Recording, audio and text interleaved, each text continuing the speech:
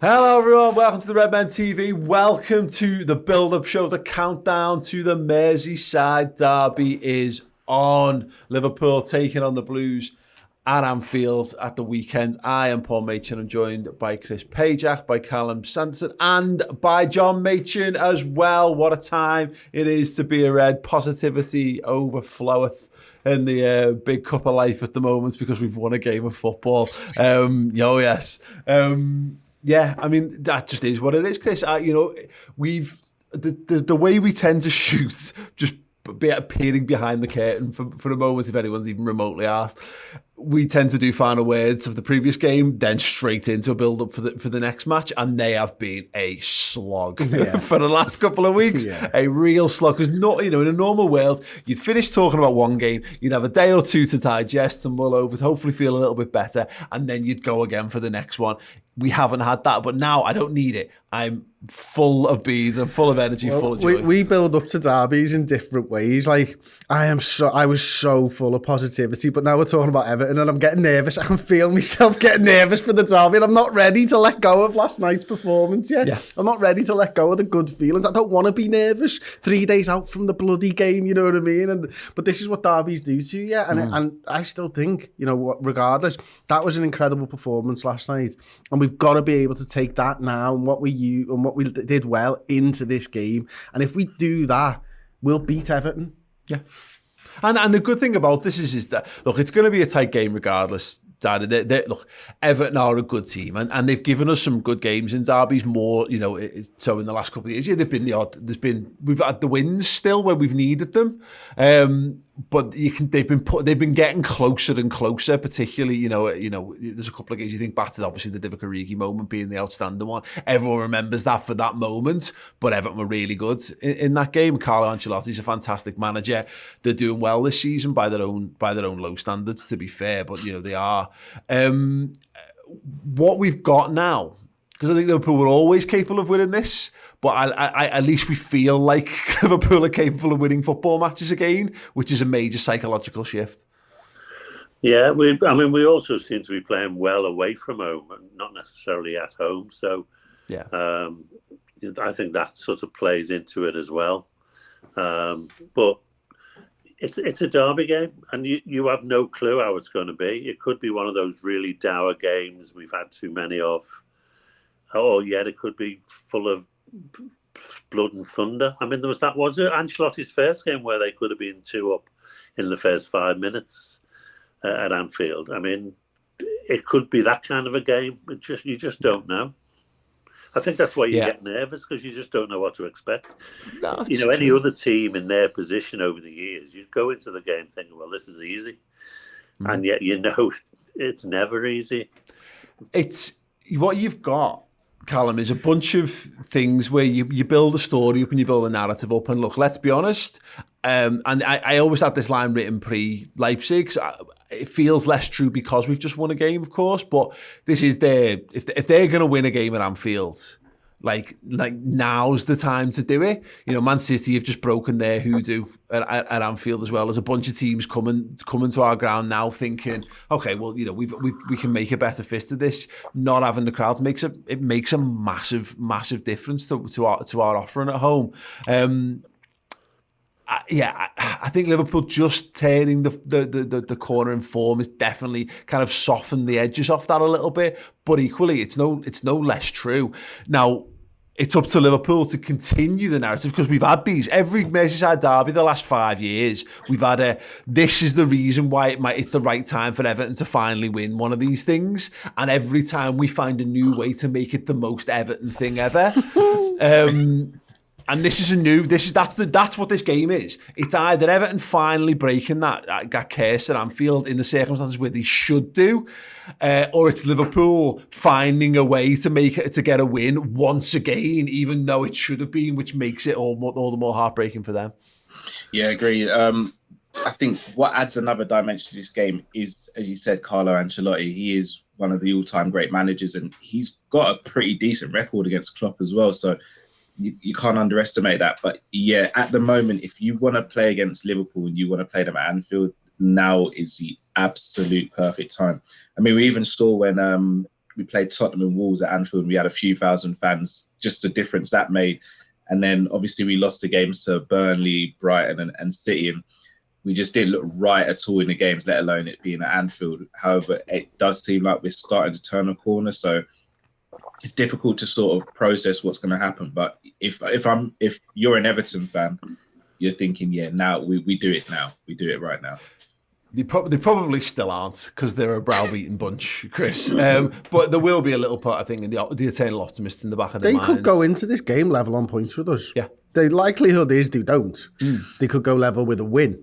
Yes. Because they play Manchester City tonight, don't they? But, I mean, like, what would that do if they get a win against Manchester City and then they come to Anfield? That's the narrative, isn't it? Now's the time. We're level on points. We beat them at Anfield and we go above them by right with a game in hand in the league table as well. Yeah, we'll talk. We can talk a little bit about it. I've been trying to kind of skate around that, because obviously they do play tonight on the night of film with the Man City thing, and you're right. There's no expectations on me for them to get anything from Manchester City at all, but they have got very much. I mean, look, Klopp's conceded the title. I don't have my eyes on that part of the table anymore.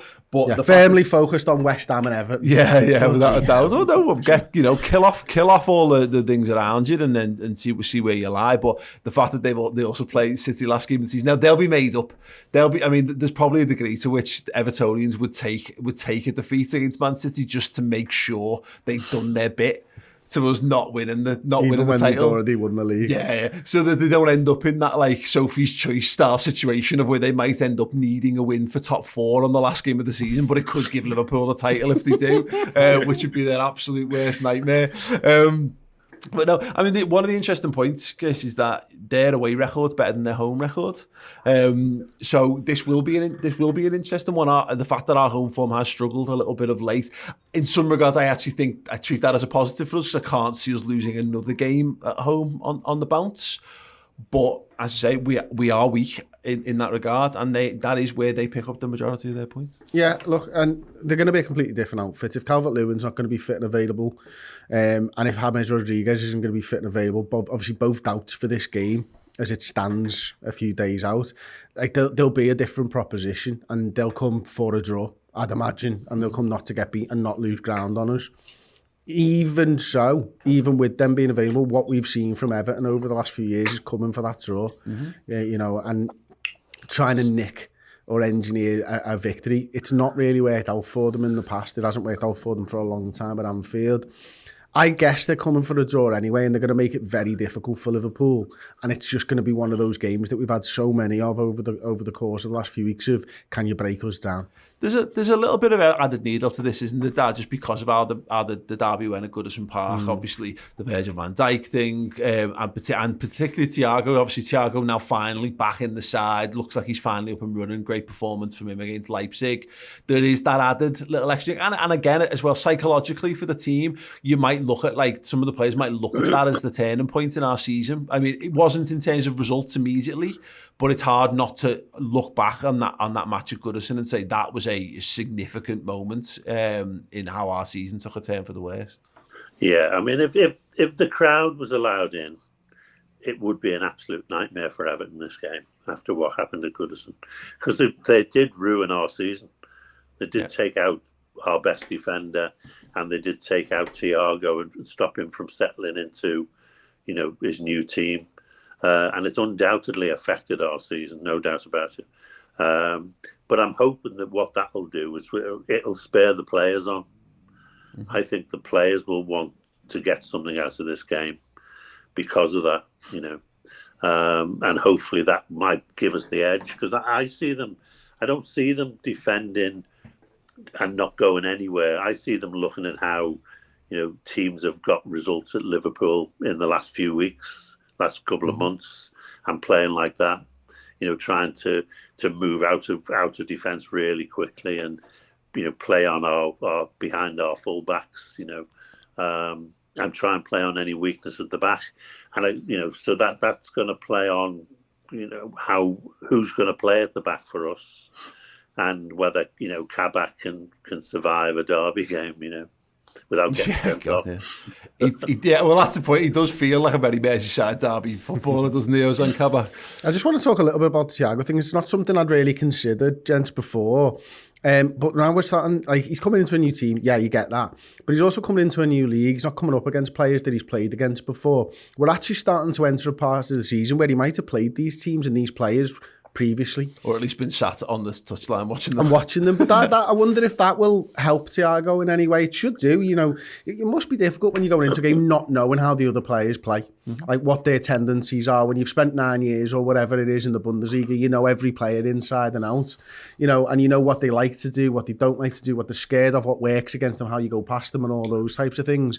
You know, I know it's not long against Everton and stuff like that, but it must just give him a little bit more confidence that he's going to start coming up against teams he's actually played against before. Yeah, absolutely. You know, and there's recognisable things when they go to do their analysis of the matches again. He's like, yeah, I remember that from last time. You know, those are things. There's notes to improve upon, and just I think him being in a midfield that functions makes a massive difference. It's funny because I feel a real like prickles in the back of my neck, like when we talk about he needs X, Y, and Z in order for him to work, and I just think about all the slaughtering people have given Paul Pogba over the years for using those kind of how do you unlock Thiago Alcantara?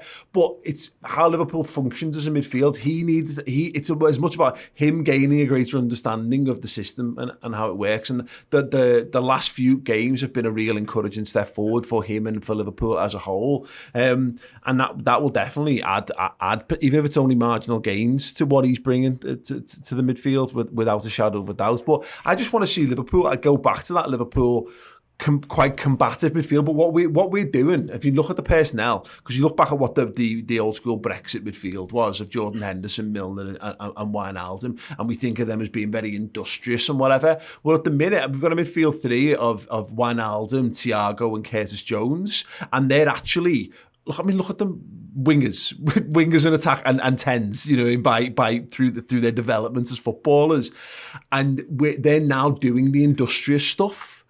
But they've also got that extra thing on top. It's a potentially a very exciting thing, and if they can just continue that development that we've seen the last couple of weeks, this could be a very good game indeed. Right, we're going to chat a bit more about what Liverpool are going to do in terms of personnel lineups and what we think about this game, but we are going to take a very short break before we do that. There is a trivia question to keep you all interested in the meantime. When was the last time Carlo Ancelotti won at Anfield? We'll have a bonus set of 11 points if you can name our starting 11, and if you can also name the current Everton player who played that night. Back in a sec.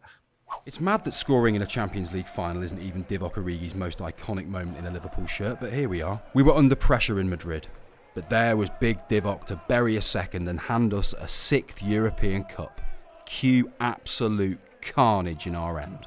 Divock Origi's gave us some absolutely fantastic moments, hasn't he? But that's got to be up there at the top because he scored a goal in the Champions League final to finish it. That was it. We'd won it then. When Salah gets and scores the pen, I nearly faint because my body can't process that Liverpool could possibly be ahead so early into a game. And in the game, let's be honest, it was a slog. It was a slog of a football match. It had been quite tense. You know, there was a period of 20 minutes there, 25 minutes, where Tottenham really looked like they might have scored. You know, if you go into extra time in that game, and Tottenham are hanging on in there, good side, well organised side. They've got players like Harry Kane on the pitch. The last thing you want is to having to, you know, to continue at 1-1. Maybe they even take it to penalties. You know, you don't want it to get that far.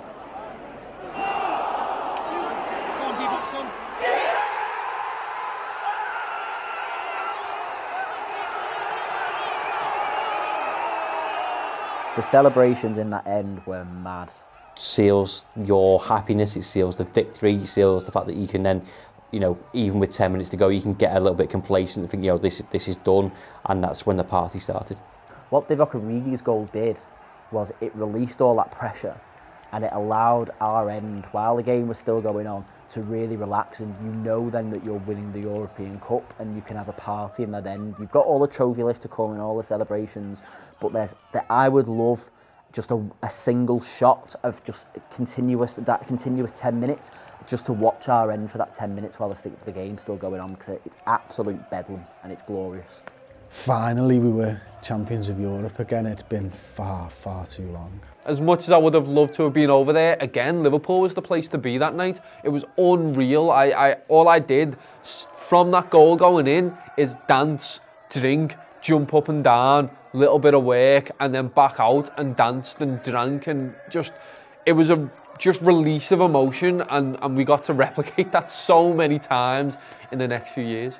It was just amazing. He was deified as an absolute cult hero that season, and that was just the icing on top of the cake. Really incredible. Hey everyone, welcome back. Yeah, you can check out the 50 greatest moments of the Jurgen Klopp era so far on the redmentv.com. Sign up. Not just that two-part wonderful series, but there's loads of Liverpool related documentary series, full-length, feature-length documentaries, interviews with Liverpool legends past and present, and if you join as a club legend you get a load of extra bonus features, access to our wonderful Discord group, free merchandise, and the rest. Perfect time to sign up when the Reds are actually winning football matches. Yes, it is. Okay, Chris Pajak, when was the last time Carlo Ancelotti won at Anfield? It was the 3-0 Real Madrid game. It was.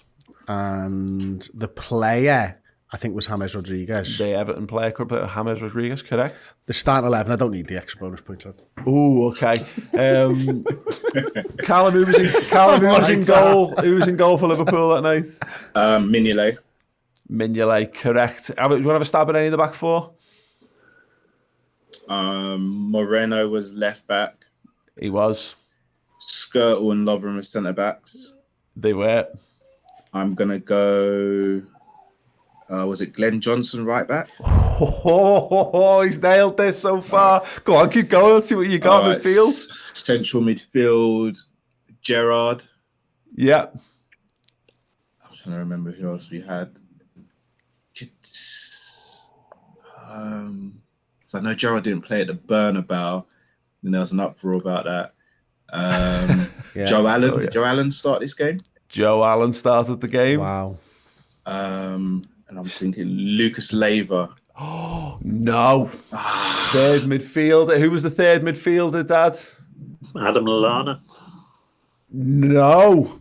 Chris Pajak? Come on. This is the easiest one of the lot. Is it? Yeah. Henderson. Why was it? He literally still plays in the midfield for Liverpool. Henderson, well done, Callum. And a front three. Get any names, Chris? Sterling. Raheem Sterling, no Sturridge. Coutinho and Balotelli. Felipe Coutinho and Mario Balotelli, and we genuinely thought we were going to beat a Real Madrid team that had Casillas, Arbeloa, Rafael Varane, Pepe, Marcelo, James Rodriguez, Toni Kroos, Luka Modric, Isco, Benzema, and Cristiano Ronaldo. Yeah, we got beat 3-0 that night. We got absolutely battered. 3-0 down at half time.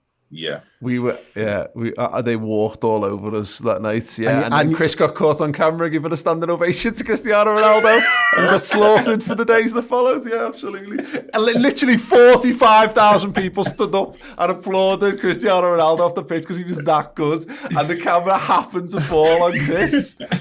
Oh my God! I mean, at least he didn't have an Everton shirt on while he was doing it. Fantastic! Yeah, imagine that. Jesus wept. Well, while we're here, by the way, yeah, because it's doubtless going to come up because it's a derby week. Just to say one more time, Chris lost a bet with his brother, had to wear the shirt, and I took the photo of him. He's not got a twin. He wishes he had. It was a stupid bet because Chris Pajak does not back out on a bet. Whether that makes him stupid, brave, or honourable, I do not know. But it was done. The photo was taken outside your dad's house as well, wasn't it? It's in your thingy. And I'm more embarrassed by the jeans than I am the Everton shirt, to be perfectly honest with you, because they were terrible jeans. Because it is, yeah. Stonewash. Boot cut, stonewash jeans, and his Marlboro light clutched in hand. What a time it was. So yeah, there we go. Because we have to mention that every Merseyside Derby, because Chris's mentions will be filled with it, because it always is. Right, let's get on with the show then, and what we're going to do this weekend. I guess that the only real selection will depend on players coming back. If Fabinho is fit, Chris, do you put him back in at centre-half? I don't know, because you're just playing a new centre-back partnership again, aren't you? You know, we don't want to make it number 17 this week, I don't feel like. I think Jordan Henderson and Kabak, they built up a little bit of a rapport there. I think Henderson will be dying to get back into midfield. He wants to be in that midfield, and I can see that, like, look, we were supposed to rest Thiago against Leicester, weren't we? And he ends up coming in for James Milner. So he's probably due a break at some point, and due a bit of a rest. And, you know, he picks up yellow cards and all that, and he's going against a team that injured him last time out as well. There's a potential there and it's going to be tasty. There's a potential that he might lose his head. And maybe that's another reason as well. Maybe that plays into your thinking. So knowing what Kurt Jones knows about this game, growing up a Scouser in the city, knowing Gini Wijnaldum, he knows this game, and Jordan Henderson knows this game. That's a midfield three for me that can really do the business against Everton. Yeah. Would I risk it on a new centre-back partnership? I will not give the answer to that. Do I think Klopp will risk it? No. Yeah, I mean, that's the point of it, Callum, is that we don't know what the pecking order is for centre-halves yet. Like, there's a chance that he does just think that, you know, Fabinho is ahead of Jordan Henderson in the centre-back pecking order, which I think we knew that because obviously Henderson was playing in midfield, Fabinho was playing at the back. Can I just interrupt? Sorry, I'd be more tempted to throw Fabinho in at DM and keep the centre-backs the same. Well, that's the point, isn't it? Is that this might tell us or it might not, because it might be easier just to put Fabinho in midfield, because as we said there, that would then be 3 games for Henderson and Kabak. They've been okay, you know, in that time. We talked a lot on the final word about how Henderson's passing range has certainly aided the team in that spell. So it's going to be very interesting to see what the manager does if Fabinho's available. Yeah, I think I agree with Chris there. I think it's a risk just throwing a new centre-back partnership at this stage. And Fabinho's best position is defensive midfield as well. So you're throwing him in there. Yes, you're losing Hendo in midfield, but you're gaining a massive asset in central midfield. And Fabinho, it's not only his defending and reading of the game, but it's his passing as well going forward. He's very creative from that DM role. But also, I'm more of a prevention and a cure type of person. And Fabinho, he stops the ball getting to our defence so much. So him being there actually relieves a lot of the pressure on Kabak and Henderson. And then you start to build up a little partnership between those three, and you can build the team around that spine there as well. And I think him coming back into DM, there's less pressure than if he comes back as a centre-back as well. Dad? I don't know. Have we got a free week this week coming up? Do we not have a midweek? After this week, yeah. After the weekend. So I wouldn't surprise me if he left Fabinho out completely, and then worked on him and Kabak throughout the next week. Because there's no doubt in my mind that Fabinho's our main centre-back at the moment, sad as it is. And he will play the rest of the season alongside Kabak. But everyone's right, you can't just throw them in and cause the chaos. So I suspect he'll leave him out and until next week. So I think he'll play Henderson and Kabak at centre-back. It's tricky. It is so tricky because you're right. We've just managed, you know, the form's been getting better. The result, we've finally got a win, which again helps, and it feels like we're nurturing something. You know, like we find, you know, we've managed to, against the odds, you know, we are, you know, we're on Mars trying to cultivate enough food to sustain us, and Liverpool have managed to get the first sort of shoots growing here, and it's whether we want to run the risk of dousing that to just change the methodology. But there is something with the Fabinho thing, I think, as mentioned. You know, you could just drop him in for this game, and, you know, particularly because their midfield's it's definitely gonna have Decore in it, and then there's obviously will be question marks about who. Tom Davies will probably be in there. I quite like the idea of having a bigger fella in the midfield, just to give us a little bit more of a battle, because Decore has given us some torrid afternoons. Yeah, he sets the line, doesn't he? Fabinho, that's what he does. He camps himself 40 yards away from goal and goes, "You're not getting past me, mate." You know, and that's what Fabinho does so well, and he recycles possession, and we produce wave upon wave of attacks because Fabinho's there, and we're able to not have to go all the way back to the centre halves and stuff. I agree with John. I think Fabinho and Kabak is the centre-back partnership for the rest of the season. I just don't think it starts this weekend, I suppose. Yeah, or, I mean, we've not even mentioned Davies because we've no idea where he is or where he falls in any of this. You know, if if he's been training for a week, the plan might have been for him and Kabak to just start both games alongside each other, and we'll see. And again, this is the thing, we're back into that world of, we would probably all just keep Jordan Henderson at centre-half because we know it works, and we've seen it, we've won a game. Yeah, God, don't change anything, it's finally working, quick, just hold on to that. But, you know, for all we know, that's been another emergency pairing in the situation, and you're right, it might well have just been Fabinho, or it might well have just been Davies, and we might find out of nowhere Fabinho's back, Davies has been training for a full week, and all of a sudden it's Davies and Kabak. Fabinho, Henderson, Thiago, sound. No, but I do agree with the DM thing. If you're going to change one thing, I think at the moment Thiago's just found a little bit of form. Curtis Jones is playing really well. Gini probably needs the rest, which might be a contributing factor to it. So you could do worse than just. Gini doesn't need rest. No. But ridiculous. But it would be comforting to have an option to rotate that. Callum, I don't really think there's too much more other than that, is there really? You know, everything else feels like a shout that probably weakens what we're trying to do. Apart from Divock, Callum. Yeah. Off the bench, mate. Yeah, he's got. Is Pickford fit again? I'm hoping Pickford is fit because it increases our chance of winning the game. In my opinion, he's that bad. Yeah, it doesn't matter that Olsen's worse. It matters that he's a second choice goalkeeper, and second choice goalkeepers are always better at Anfield. Yeah, it's true. Yeah. No, I think you guys are right with the selection. I mean, one name that we forget is Nat Phillips as well. I mean, he hasn't really put a foot wrong, but he just seems to have just gone way down in the pecking order, which seems a bit weird. But Klopp obviously has his reasons. He sees him training. The thing is, Cal, sorry to interrupt, mate. If Phillips was the answer, we wouldn't have bought two centre-halves. So I'm not surprised he's gone down the pecking order, to be honest. Yeah. And you can see it. It's not, again, at this point, it's who's partnering Kabak. You know, I think that's what we're kind of starting to see. Unless we just want to rotate. Well, I think it'd be mad if we just started taking them out and rotating them. I don't think you need to rotate centre-halves unless they're injured, as we've discovered. So it is who partners and who's the best partner. And you listen back to the... I don't know if anyone watched the All Kabak's Touches video on the Liverpool website. Not yet. Yeah. But you can hear Jordan Henderson barking over the top of them, as of course you can whenever he's on the pitch. But that's the thing about Henderson. Yes, I don't think his defensive positioning's been great. In fact, it's been the one weakness of him playing at centre half. But one thing he does do is he talks and shouts the nearby players through the game, and it's whether we feel Kabak's actually, because he looks like a confident kid.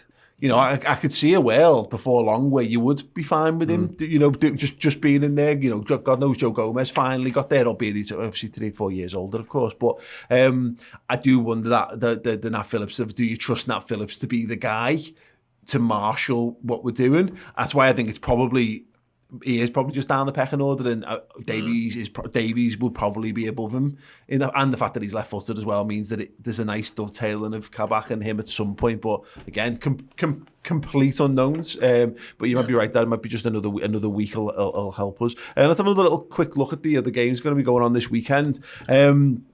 Southampton Chelsea's the early kickoff on the Saturday. Before us, it would be very nice indeed that if Chelsea could just have their legs swept from under them, you know, just to sort of stem the tide of positivity. Minamino and Ings. Yeah, I mean it's got a fantastic story written all over it. That really, hasn't it? Yeah. Absolutely. I mean, Southampton are a funny side, a bit like us. They've been terrific at times this season. And then suddenly, for no reason whatsoever, they beat us, and as soon as they beat us, they became rubbish. And they've been terrible ever since. But that's what you get. Yeah, if you've got Danny Ings, you've always got a chance of a goal. And Minamino scored on his debut, didn't he, there? So. Yeah. I mean, they've lost the last 5, haven't they, Southampton in the league and stuff at the moment. Due a win. Yeah, the due win. This could be a really good weekend for us. Obviously, you know, West Ham play Spurs as well. That's another big game in the fight for top 4. Southampton, although the form they're in is not great, they've got the ability to beat teams. At home as well. You know, and we're in a 6-pointer ourselves.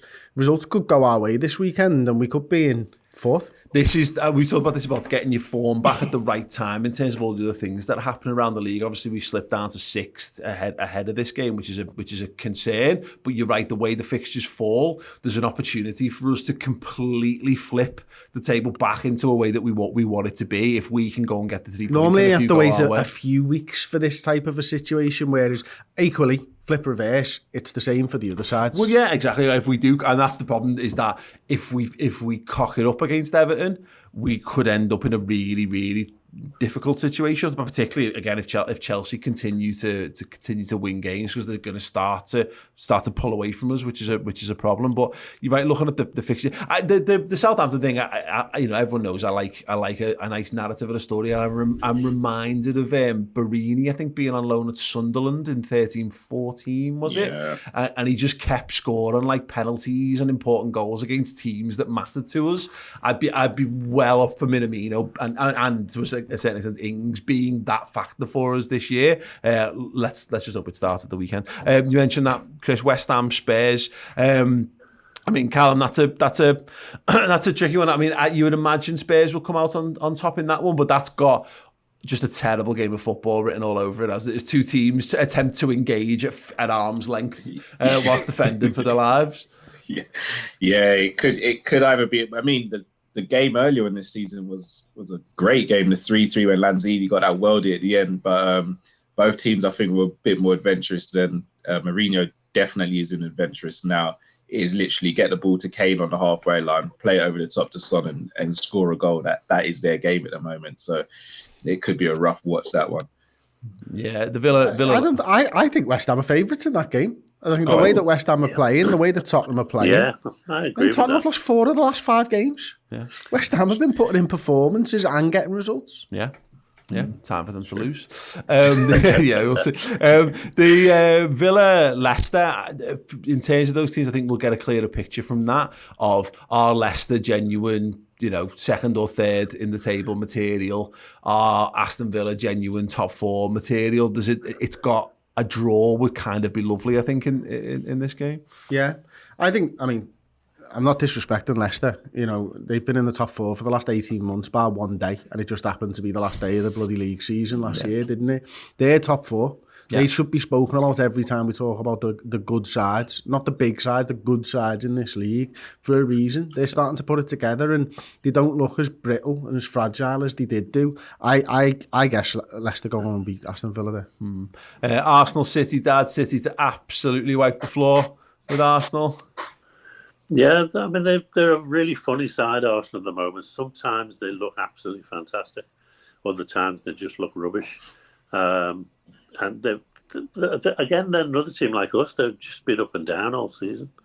And City now are just, imperious, aren't they? They've just gone over their hump at the beginning of the season, and they're now just playing the best football they played for like 2 years, probably. As far as Arsenal concerned, I think that they don't need De Bruyne, because Gundogan, playing his role, is actually better at it than De Bruyne is. So. Yeah, they don't buy De Bruyne because they don't need him. Yeah, we'll just take him off their hands, save him a few bobbing wages there. Is Gundogan injured at the moment? He picked up an injury, didn't he, last time out? Interesting. Don't know. I don't know how bad it was. Yeah. Because he scored the 2 goals, didn't he, at the weekend? Yeah. And then I'm sure he goes off injured in that game as well. As we mentioned before, they've got Everton Wednesday night, which is an extra game for Man City to play. With this game looming at the weekend as well. So you never know. Again, at this point, Arsenal are very Everton-like, where don't ever put any of your hopes, dreams, or faith into them to get a result for you, because you're only going to end up disappointed. That's in their funny side. I mean, their fans don't ever seem particularly amused by them. They're it's like they're scared of drawing games as well. Because I think I'm right in saying they've won 10, only drawn 4, and lost 10. Like, that's a crazy stat, isn't it, for Arsenal Football Club to win as many games as they've lost? Their fans actually wanted Wenger out. Let's not forget. Who got them in the Champions League every season. That's how stupid their fans are. Yeah, it's true. Yeah. We're bored of finishing 4th. We want to finish 10th. Yeah. Get rid of him. Get rid of him. We want the climb back up to 4th again, you know what I mean, for the ride. But that's what Arsenal are. I have no expectations on Arsenal at all. The Arteta knowing Pep thing hasn't really worked out too well.